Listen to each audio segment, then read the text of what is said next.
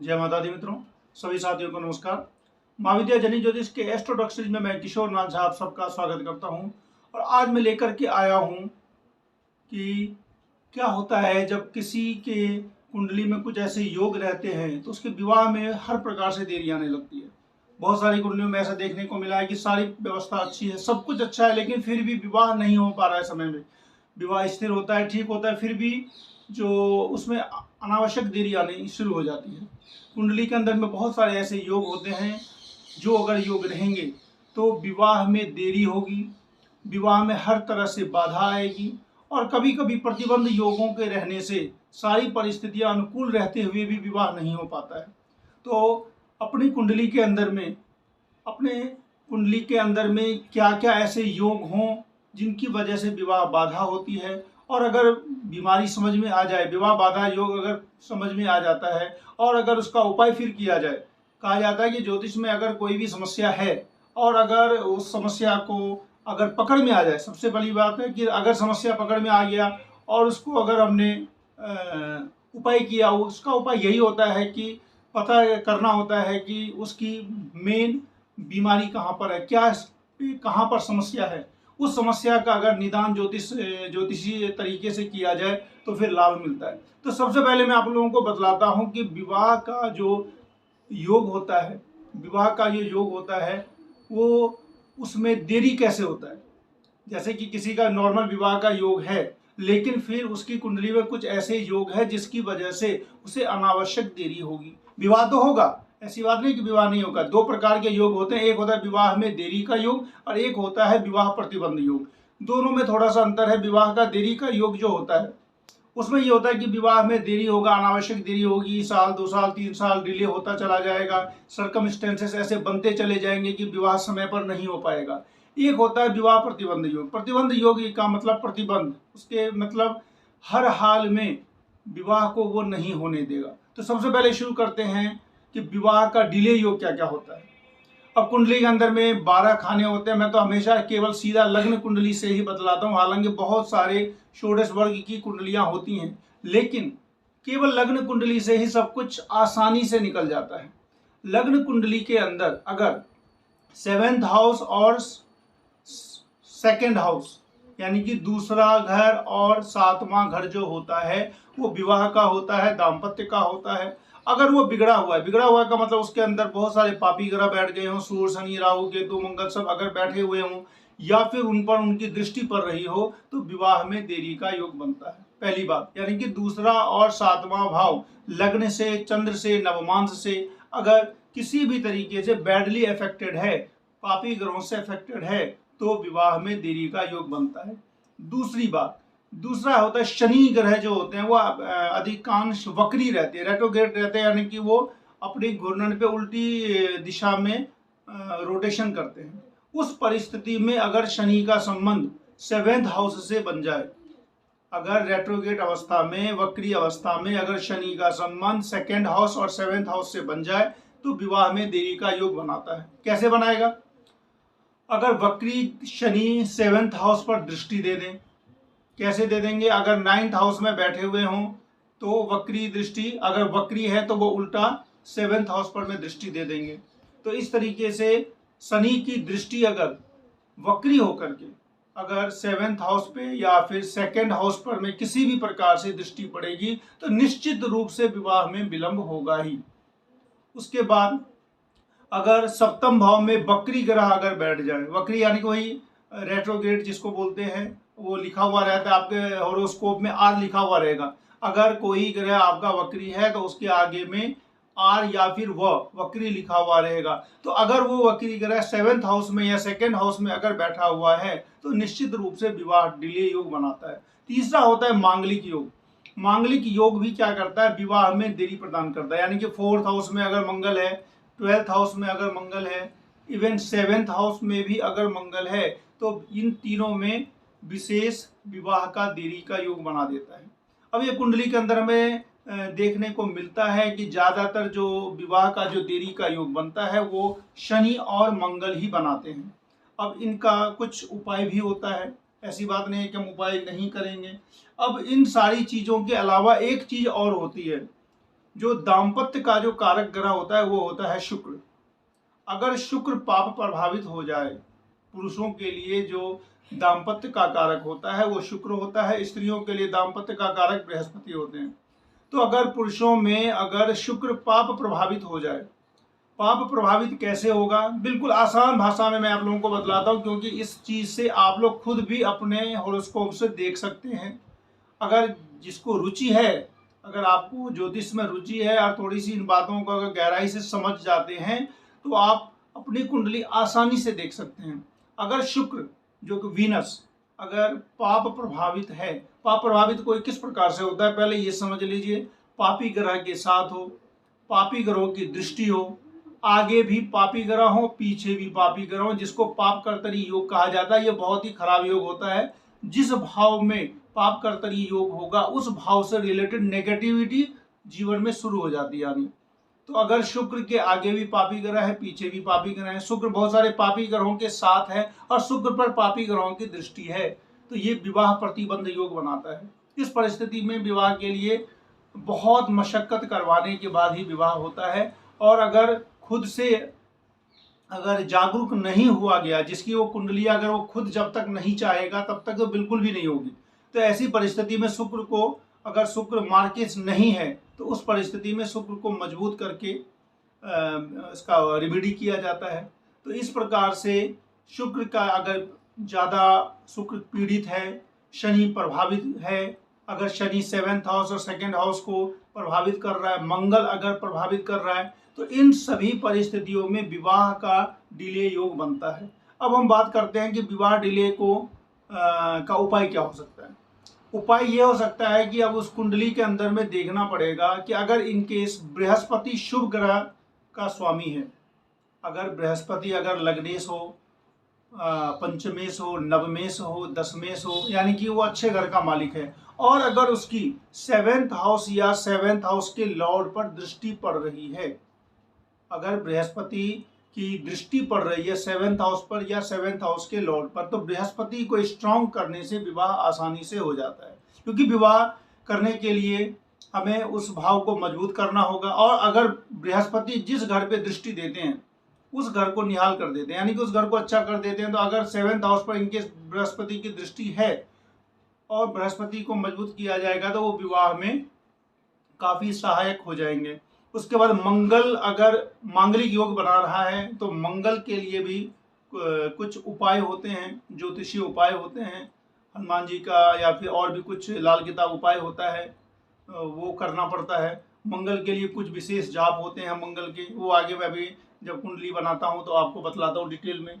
तो इस तरीके से इन सब चीज़ों के साथ कुछ कुछ उपाय होते हैं जो हर कुंडली के अलग अलग निकलते हैं। हम उसको ये नहीं कह सकते कि बस ये उपाय कर लिया हो गया, क्योंकि हर कुंडली के अंदर अलग अलग उपाय निकल के आते हैं कि किसकी किस तरह की समस्या है।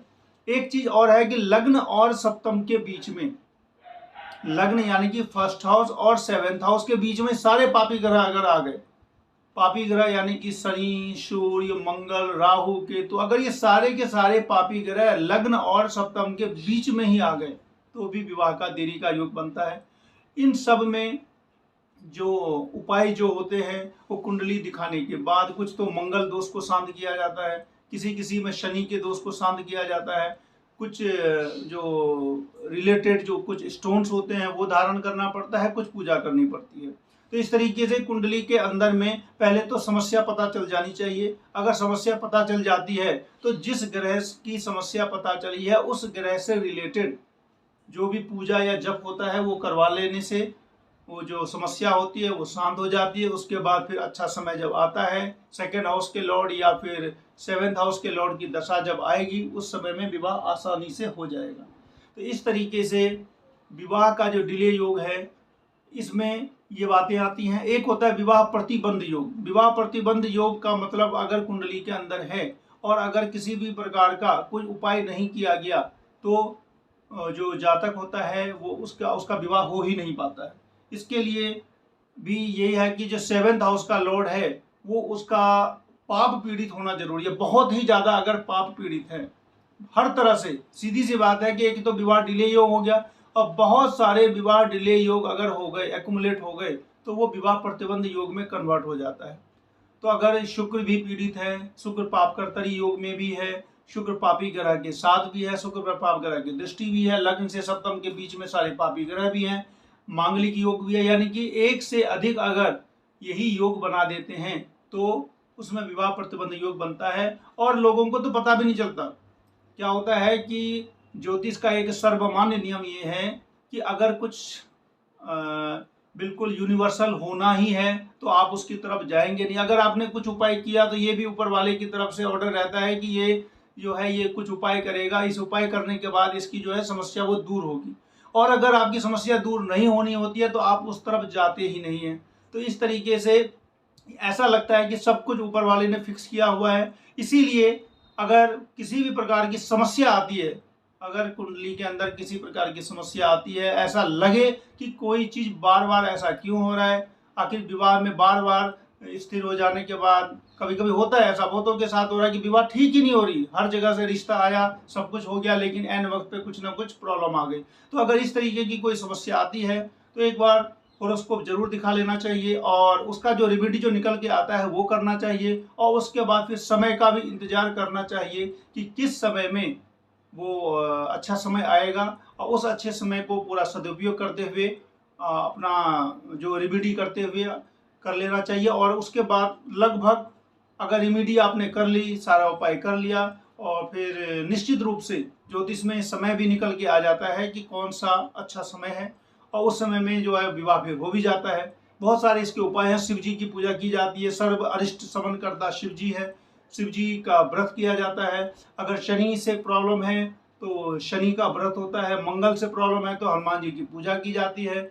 छोटे कुछ कुछ उपाय होते हैं। मांगलिक दोष के लिए कुछ साधारण से उपाय होते हैं। मंगलवार को जो मीठा बताशा होता है वो आप बहते पानी में बहा देना होता है।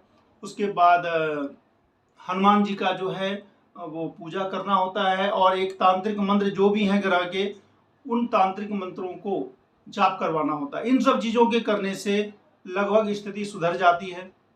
और ज़्यादा इसमें ये भी नहीं है कि बहुत ज़्यादा जानने की ज़रूरत है। इन सब चीज़ों को बहुत तेज़ी से पकड़ में आ जाती है कुंडली में। तो इसीलिए कुंडली में अगर जब कभी कोई समस्या आ जाए तो निश्चित रूप से उसका उपाय कर लें। उपाय कर लेने से वो समस्या एकदम से भले ही नहीं दूर होती है, लेकिन धीरे धीरे दूर जरूर हो जाती है। और मैं ये कहना चाहूँगा कि जो भी आप लोग मेरा ये वीडियो देख रहे हैं, अगर आपको अच्छा लगता है तो निश्चित रूप से लाइक करें, शेयर करें, सब्सक्राइब करें, और आगे का जो चार्ट बना करके जो मैं समझाता हूँ वो इसके बाद मैं आप लोगों को बतलाता हूँ कि किस, ताकि आप लोग बिल्कुल क्लैरिटी के साथ समझ पाएँ कि विवाह डिले योग और विवाह प्रतिबंध योग क्या होता है। तो आइए अब देखते हैं कि चार्ट पर हम आपको दिखलाते हैं कि किस तरीके से कोई भी योग फलित होता है। नमस्कार मित्रों, अब हम इसमें देखते हैं कि विवाह विलंब योग क्या क्या होते हैं, जरा डिटेल से। विवाह विलंब योग अगर कुंडली में रहेगा तो किसी भी हाल में विवाह में विलंब अवश्य करवाएगा, विवाह में बाधाएं आएंगी, और या फिर जिसकी वो कुंडली है उसको खुद ही मन नहीं होगा विवाह करने का, कि कोई न कोई ऐसा सर्कमस्टेंस जरूर बनता है कि जिससे कि विवाह में विलंब होगा।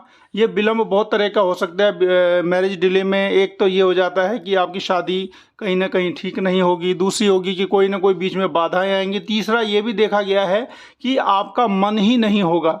अब मन ही नहीं होगा तो विवाह नहीं होगा। तो इस तरीके से बहुत तरह की चीज़ें आती हैं। मैरिज डिले योग अगर कुंडली में है तो उसका कुछ न कुछ उपाय भी जरूर करना पड़ता है, और जब फिर उस समय आता है, हर के दशा अंतर दशा के हिसाब से समय आ जाता है, फिर उस समय में विवाह भी हो जाता है। लेकिन अगर विवाह विलंब का योग कुंडली में बना हुआ है और चाहते हैं कि ये जो योग जो विलंब योग है वो हटे, तो इसके लिए कुछ हर कुंडली के अंदर में कुछ कुछ उपाय निकल के आते हैं, एस्ट्रोलॉजिकल रेमिडीज, ज्योतिषीय उपचार, तो वो करना पड़ता है। तो आइए हम देखते हैं कि विवाह विलंब योग होता क्या क्या है। आप अपनी कुंडली से डायरेक्ट चेक कर सकते हैं कि क्या स्थिति है। पहला है कि शनि की दृष्टि अगर सूर्य पर, चंद्र पर और शुक्र पर हो, किसी भी कुंडली में अगर शनि जो होते हैं वो विवाह को डिले करने के मेन कारक होते हैं।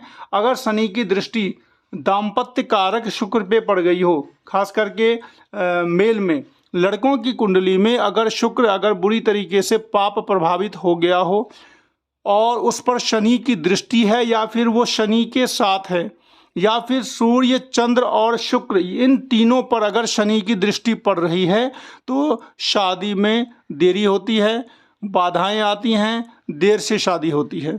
ये क्या परिस्थिति कब बनेगी? जब भी कभी, अब ये एक मैंने एग्जाम्पल कुंडली ली हुई है कि शनि की दृष्टि इसमें सूर्य पर में पड़ी हुई है। ये देखना है कि अगर 10th शनि की दृष्टि यहाँ पे सूर्य पर में है और यहाँ पे शनि के का जो 7वां घर है, 7वें घर पर में दृष्टि है और सूर्य पर भी दृष्टि है।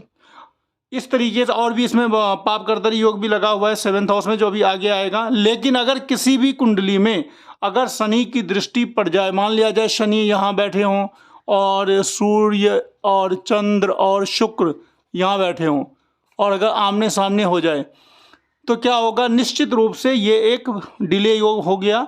और शनि अगर किसी भी तरीके से सूर्य चंद्र और शुक्र को प्रभावित करता है, तीनों को एक साथ, तो विवाह में विलंब होता है। और अगर बहुत ज़्यादा निगेटिव योग बहुत ज़्यादा है तो विवाह नहीं भी होता है। सेकंड है, लग्न और सप्तम भाव के बीच सभी पापी ग्रह हों। ये लग्न है और ये सप्तम है, तो फर्स्ट हाउस और 7th हाउस के बीच में अगर सभी पापी ग्रह आ जाएं, पापी ग्रह कौन कौन से होते हैं? सूर्य मंगल शनि राहु केतु, सूर्य मंगल शनि राहु केतु, ये अगर सभी फर्स्ट हाउस से लेकर के 7th हाउस तक अगर ये सारे ग्रह आ जाते हैं, तो हम ये कह सकते हैं कि लग्न और 7th हाउस के बीच में सभी पापी ग्रह आ गए हैं और ये एक विवाह विलंब का योग बनाता है। थर्ड है सेकंड हाउस, सेकंड हाउस का लॉर्ड, सेकंड हाउस ये हो गया और सेकंड हाउस का लॉर्ड, यानी कि मान लिया जाए यहाँ पे 8 है तो यहाँ पे 9 होगा, तो 9 का जो स्वामी होंगे मान लो बृहस्पति है, और अगर ये 9 10 11 12 1 2 ये हो गया 2, यानी कि बृहस्पति और शुक्र अगर वक्री ग्रह से प्रभावित हो जाए किसी भी हाल में, सेकंड हाउस का लॉर्ड, 7th हाउस का लॉर्ड, सेकंड हाउस या 7th हाउस अगर वक्री ग्रह से प्रभावित हो जाए, वक्री ग्रह से प्रभावित होने के लिए हॉरोस्कोप देखना होगा। हॉरोस्कोप में कौन सा ग्रह के आगे वो लिखा हुआ है या इंग्लिश में आर लिखा हुआ है, आप समझ जाएंगे। अगर वो लिखा हुआ है इसका मतलब वक्री है, और आर लिखा हुआ है रेट्रोगेट है, यानी कि अगर 7th हाउस और सेकंड हाउस के लॉर्ड पर या इन दोनों भाव पर किसी भी ऐसे प्लैनेट जिसके आगे वो लिखा हुआ हो, आर लिखा हुआ हो आपके हॉरोस्कोप में, अगर उसकी दृष्टि पड़ जाती है, या फिर इस घर में कोई ऐसा ग्रह बैठ जाए जो खुद ही वक्री है, तो भी विवाह में विलंब का योग बनता है। फोर्थ है सेकंड और 7th हाउस में वक्री ग्रहों की उपस्थिति हो। विवाह के देरी में वक्री ग्रह का बहुत बड़ा रोल रहता है। अगर कोई भी वक्री ग्रह अगर सेकंड हाउस या 7th हाउस में अगर बैठ जाए, सेकंड हाउस ये हो गया, 7th हाउस ये हो गया, तो वक्री ग्रह का अगर किसी भी तरीके से प्रभाव, किसी भी तरीके से प्रभाव होता क्या है? पहला प्रभाव होता है कि उसी घर में जाकर के वो वक्री ग्रह बैठ जाए, यानी कि सेकंड हाउस में बैठ जाए, 7th हाउस में बैठ जाए। दूसरा क्या हो सकता है प्रभाव? सेकंड हाउस के लॉर्ड के साथ बैठ जाए, 7th हाउस के लॉर्ड के साथ बैठ जाए, यानी कि कोई वक्री ग्रह अगर सेकंड हाउस और 7th हाउस के लॉर्ड के साथ बैठ जाए तो भी प्रभावित हो गया। तीसरा क्या होगा? सेकंड हाउस और 7th हाउस के लॉर्ड पर वक्री ग्रह की दृष्टि पड़ जाए, यानी कि युति संबंध हो, दृष्टि संबंध हो या म्यूचुअल संबंध हो, किसी भी प्रकार से सेकंड हाउस और 7th हाउस अगर वक्री ग्रहों से प्रभावित हो जाए, या सेकंड और 7th हाउस का लॉर्ड अगर वक्री ग्रह से प्रभावित हो जाए, तो निश्चित रूप से विवाह में बाधा तो जरूर आएगी। टाइमली नहीं होगा। जब आप शुरू करेंगे विवाह की तैयारी, उसके बाद कम से कम साल 2 साल लगेगा। पांचवा क्या है? 7th हाउस, सेकंड हाउस अत्यधिक पाप प्रभावित हो। ये तो वैसे भी ज्योतिष का नियम है कि जिस हाउस में अगर पाप ज़्यादा होता है तो उस भाव से संबंधित जो आपको कुछ मिलने वाला है उसमें डिले हो जाता है। कोई भी भाव अगर जो भाव पाप प्रभावित हो गया, लग्न अगर पाप प्रभावित हो गया, स्वास्थ्य चला में दिक्कत आएगी। सेकंड हाउस में धन परिवार, तीसरे में सहोदर, फोर्थ में मदर, जन्मभूमि, फिफ्थ में बुद्धि विद्या संतान, छठे में नौकरी और 7वें में सातवां किसका है? जीवन साथी का है, विवाह का है। तो अगर सातवां भाव किसी भी तरीके से पाप प्रभावित हो जाए, पाप प्रभावित एक बार फिर से बतला देते हैं कि अगर 7th हाउस में अगर पापी ग्रहों की दृष्टि हो जाए, 7th हाउस का लॉर्ड अगर पापी ग्रहों से दृष्ट हो जाए, 7th हाउस का लॉर्ड अगर पापी ग्रहों के साथ बैठ जाए, या फिर सबसे खराब योग होता है पाप कर्तरी योग। अगर 7th हाउस अगर पाप कर्तरी योग में हो, पाप कर्तरी योग होता है आगे भी पाप पीछे भी पाप, उसको पाप कर्तरी योग कहा जाता है। यानी कि 7th हाउस के अगर आगे भी पापी ग्रह हों, पीछे भी पापी ग्रह हों, जैसे कि ये एग्जाम्पल कुंडली में दिया हुआ है कि 7th हाउस के आगे मंगल, पीछे राहु और 7th हाउस पर में शनि की दृष्टि। ये एक ऐसे जातक की कुंडली है जिसकी शादी नहीं हुई, मन ही नहीं हुआ शादी करने का, लगभग अभी 47 ईयर ओल्ड है, तो शनि की दृष्टि पड़ गई 7th हाउस पे, आगे है मंगल, पीछे है राहु, यानी कि शनि मंगल राहु ने शादी नहीं होने दी। तो ये एक्सट्रीम कंडीशन होती है किसी भी ग्रह की, किसी न किसी तरीके से अगर अच्छा योग अगर रहता है तो केवल डिले होता है, अगर अच्छा योग नहीं रहता है 7th हाउस तो फिर दिक्कत आती है। इसमें 7th हाउस का लॉर्ड भी सूर्य के साथ है, शनि से दृष्ट है, 7th हाउस का लॉर्ड भी शनि से दृष्ट है, यानी कि बहुत सारे योग एक साथ पकड़ में आ गए। 7th हाउस जो है वो शनि मंगल राहु से अफेक्टेड है, 7th हाउस का लॉर्ड जो है वो सूर्य और शनि से अफेक्टेड है। तो ये सारी चीज़ें हैं इसके अंदर। 6th है सप्तम में अधिक पाप ग्रह हों और पाप दृष्ट हों। फिर वही बात है कि 7th हाउस का शुभ होना बहुत ज़रूरी है। अगर 7th हाउस में अगर ज़्यादा से ज़्यादा पापी ग्रह बैठ जाएंगे और पाप दृष्ट हो जाए, यानी कि 7th हाउस में अगर पापी ग्रह मंगल पापी है, राहु हो गया, शनि हो गया, सूर्य हो गया, इन चारों ग्रहों में से एक से अधिक अगर ग्रह बैठे हों और पापी ग्रहों से दृष्ट हों तो निश्चित रूप से मैरिज का डिले होगा, बाधाएं आएंगी, काफ़ी मशक्क़त करनी पड़ेगी शादी के लिए। 7th है 2nd और 7th के अगर स्वामी सूर्य शनि मंगल राहु केतु से युति अथवा दृष्टि से प्रभावित हो। कहा जाता है कि सूर्य शनि मंगल राहु और केतु जिस घर पर दृष्टि देते हैं उस घर का स्थिति खराब हो जाता है।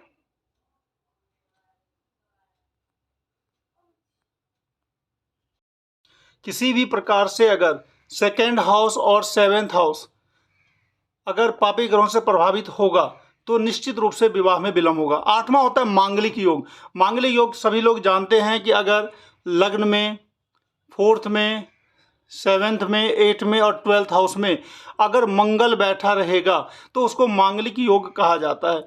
यानी कि 1st हाउस से भी दृष्टि पड़ रही है, 4th हाउस से भी चौथी दृष्टि पड़ रही है, 7th में ऑलरेडी है, अष्टम मंगल काफ़ी खराब होता है और 12th हाउस का मंगल भी दृष्टि देता है 7th हाउस पे। तो अगर मंगल इन जगह पर बैठे हुए हैं तो ये मांगलिक योग को बनाते हैं। मांगलिक योग रहने से बहुत सारी बातें होती हैं कि विवाह में देरी होगा। एक्सट्रीम कुछ कंडीशन मंगल की ऐसी होती है जो काफ़ी ख़राब होती हैं, तो वो अलग से बताने की ज़रूरत है। लेकिन सामान्य मांगलिक योग जो होता है वो विवाह में देरी करवाता है और उसमें फिर कुंडली मिलान की आवश्यकता पड़ती है। एक होता है विष योग। विष योग जो होता है वो अगर शनि और चंद्रमा की युति हो और ख़ास करके अगर इसमें शनि चंद्रमा की युति हो और चंद्रमा अगर सप्तमेश हो, यानी कि 7th हाउस का लॉर्ड चंद्रमा होकर के अगर शनि के साथ है तो एक तो वो विष योग बना रहा है। कभी भी चंद्रमा और शनि की युति बनती है तो विष योग बनता है। और अगर सप्तम का स्वामी होकर के चंद्रमा शनि के साथ है तो काफ़ी खराब योग माना जाता है। इसमें भी विवाह में काफ़ी बाधाएं आती हैं। 9th है विवाह के कारक ग्रहों का शनि से संबंध हो। ये तो स्टार्टिंग से ही बतलाते आ रहे हैं कि हमेशा विवाह में जो विलंब होता है वो शनि की वजह से होता है। शनि ज़्यादातर वक्री ही रहते हैं। वैसे भी शनि जो विवाह का जो कारक ग्रहों से अगर इनका संबंध बनता है तो विवाह में विलंब का योग बनाता है। अब 10th में लिखा हुआ है कि सप्तम भाव में अगर एक से अधिक पापी ग्रह हो, क्रूर ग्रह हो या पाप कर्तरी योग में हो। अब इसका सारांश हम देख लेते हैं कि सबका सबसे बड़ा सारांश यही है कि 7th हाउस अगर बहुत ज़्यादा बैडली अफेक्टेड है, 7th हाउस अगर पाप कर्तरी योग में है, चंद्रमा से 7th हाउस अगर पाप कर्तरी योग में है, 2nd हाउस और 7th हाउस की स्थिति बहुत खराब है, यानी कि वो बैडली अफेक्टेड है। और हमेशा कुंडली देखते समय केवल लग्न कुंडली से ही पता नहीं चलता है। हालांकि सब कुछ पता चल जाता है लेकिन अंदर डिटेल देखने के लिए आपको लग्न कुंडली, चंद्र कुंडली और नवमांस कुंडली तीनों देखना चाहिए विवाह के लिए। अब अगर इन सब चीज़ों के अंदर किसी भी प्रकार से अगर चंद्रमा से 7th हाउस, लग्न से 7th हाउस, नवमांस में लग्न और 7th हाउस अगर पाप प्रभावित है, पाप कर्तरी योग में है, बहुत सारे पापी ग्रहों के साथ है, बहुत सारे पापी ग्रह से दृष्ट है, और अगर शुक्र जो दाम्पत्य का कारक है लड़कों में, वो अगर सूर्य शनि चंद्रमा इन सब के साथ अगर है, और शनि की दृष्टि अगर सूर्य चंद्र और शुक्र पे पड़ रही है, तो निश्चित रूप से विवाह का विलंब होगा। अब ये देखना पड़ता है कि विवाह विलंब योग किस इंटेंसिटी का है। अब ये होता है ना कि एक तो होता है नाम सामान्य विवाह विलंब योग कि भाई जब से स्टार्टिंग कर रहे हैं 30 साल की उम्र में मन हुआ कि अब चलो अब शादी हो जाए, तो 1 से 2 साल विलंब हो गया। अब कुछ कंडीशन ऐसी होती हैं जिसमें बहुत ज़्यादा बड़ी बाधाएं आती हैं, तो वो भी कुंडली के अंदर अगर लग्न कुंडली में, नवमांस कुंडली में, चंद्र कुंडली से 3-4 प्रकार से अगर ये सारे योग अगर पकड़ में आ जाते हैं तो ज़्यादा बाधाएं आती हैं। हाँ, हर चीज़ का अगर कहते हैं बीमारी है तो उसका फिर समाधान भी है। तो विवाह विलंब योग अगर कुंडली के अंदर है तो उसका जो उपाय है, तो उसका उपाय सबसे बड़ा तो यह है कि कुंडली दिखाने के बाद जो भी आपका अगर शुक्र की समस्या है, और शुक्र अगर अच्छे घर का मालिक है तो शुक्र से संबंधित जो है रत्न वो पहन लेना चाहिए। लग्नेश अगर कमज़ोर है तो लग्नेश को बलवान कर लेना चाहिए। अगर बृहस्पति की दृष्टि पड़ रही है 7th हाउस पर और बृहस्पति आपका अच्छे घर का मालिक है, उसका स्टोन पहन लेना चाहिए। उसके बाद शिव जी की जो पूजा होती है, तो शिव जी की पूजा करने से भी विवाह विलंब योग हटता है। शिवलिंग पर बेलपत्र चढ़ाने से, और भी बहुत सारे कुछ हैं जो एक साथ अभी आपको बतलाया जाएगा। और सबका एक ही है कि जब समय आने वाला होता है तभी आप वो उपाय भी करते हैं। ये भी एक ज्योतिष का एक फिक्स पॉइंट है कि जब आपका समय आने वाला होगा तब आप उसका फिर वो उपाय भी करने लगते हैं। तो इस तरीके से ऐसा लगता है कि सब कुछ फिक्स है। तो इसीलिए अगर ऐसा लगे कि किसी भी प्रकार का विवाह का विशेष विलंब अगर होता है तो एक बार हॉरोस्कोप जरूर देखना चाहिए, दिखला लेना चाहिए। अगर उसका रिलेटेड कोई उपाय निकल के आता है तो वो उपाय जरूर करना चाहिए, और इन उपायों से निश्चित रूप से काम बनता है और विवाह होता भी है, और जो भी कुछ अरिष्ट अगर रहता है तो वो उन उपायों से ठीक भी हो जाता है।